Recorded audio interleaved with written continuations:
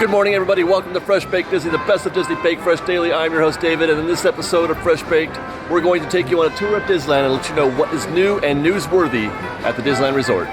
Leading the news this week is this scene found outside Star Tours and Buzz Lightyear in Tomorrowland. First, they looked like this, and everybody was like, hey, that's great, vintage Tomorrowland, 1967 Tomorrowland. And then the next day, they looked like this, and everybody was like, oh man, where's the fountains? Turns out both these scenes are from vintage Tomorrowland, 67 era Tomorrowland.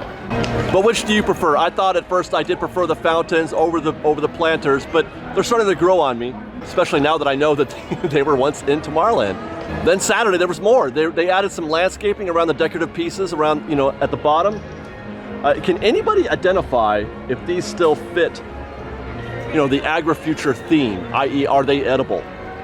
I mean, they look kind of like that ice plant that you see growing on the shoulders of a freeway or at a freeway exit here in California.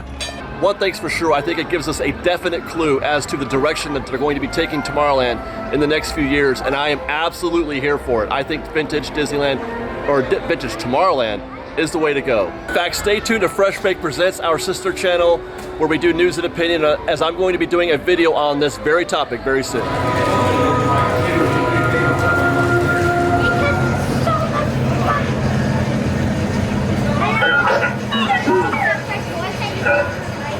What's that?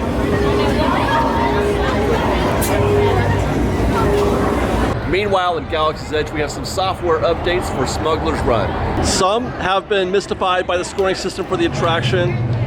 What scoring system there is, anyway. You can earn credits, but, is it a lot? Is it a little? How well did we do, really? Now things are at least a bit more clear. As of this week, guests are given a rank. Well, actually, the whole crew is given a rank. At the end of the ride, you'll see a percentage and an amount of credits earned. And now, in addition to the credits earned, you'll also know how much you could have earned had your crew been, a little bit better, perhaps. And in that graphic, you'll also see a rank given for the crew, which is also new. I mean, it's a small thing, I guess, but it does make the attraction a little bit more real within the Galaxy's Edge universe. Instead of finishing with just a vague idea of how well you did, one canister or two, you now have sort of a high score that you can achieve or try to beat, come back and, beat last week's score. And also, just in case you missed it, there's another new software feature for Smugglers Run, and that is Chewy Mode. Chewy Mode has been activated.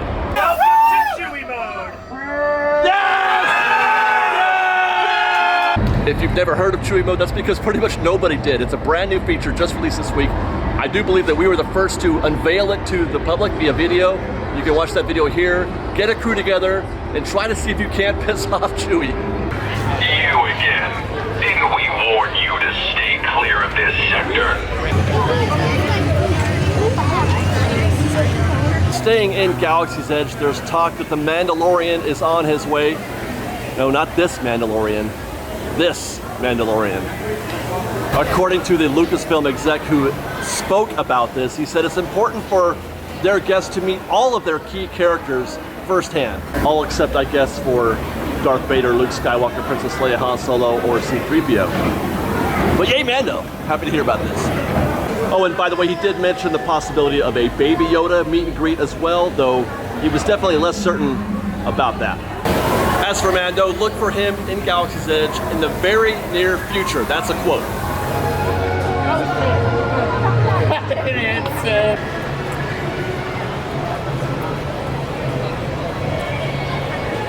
We mentioned a couple weeks ago that Soarin' Over California is back in Grizzly Peak for return engagement starting February 29th.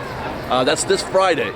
And this week, Disney has also announced they'll be holding AP exclusive access to the attraction for 1 hour after closing. Now, those events will be held on March 11th, 18th, and the 25th. I assume this will be similar to what they did for Small World a few months ago.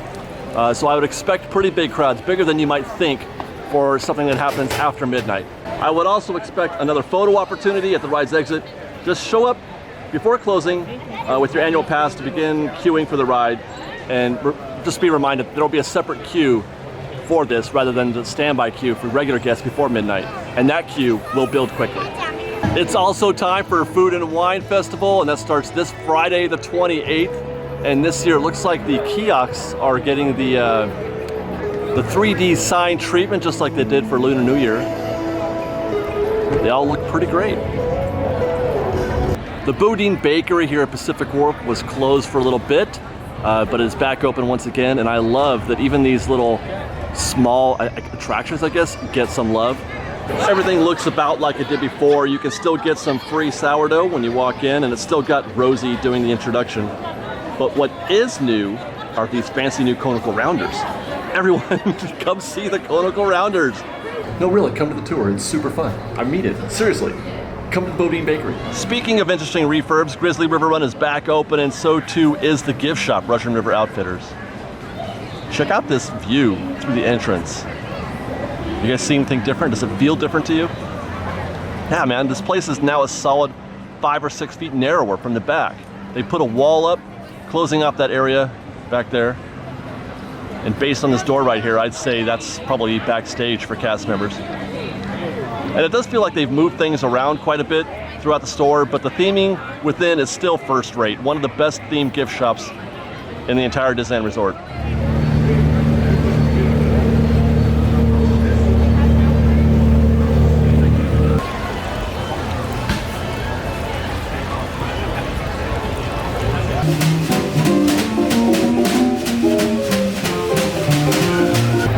We'll close with some food and merch. Not much going on this week with regard to food, though there's gonna be plenty to talk about next week with food and wine coming. But over at the Royal Street Veranda, they've got these tasty looking berry cheesecake fritters. Well, I didn't get to find out how good they are because they're sold out today. They're still offering them, but they just ran out.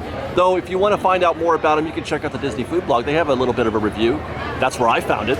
But no matter, I'm still hungry, so I headed over to the Harbor Galley and got this lobster mac and cheese ball, which I've never had before.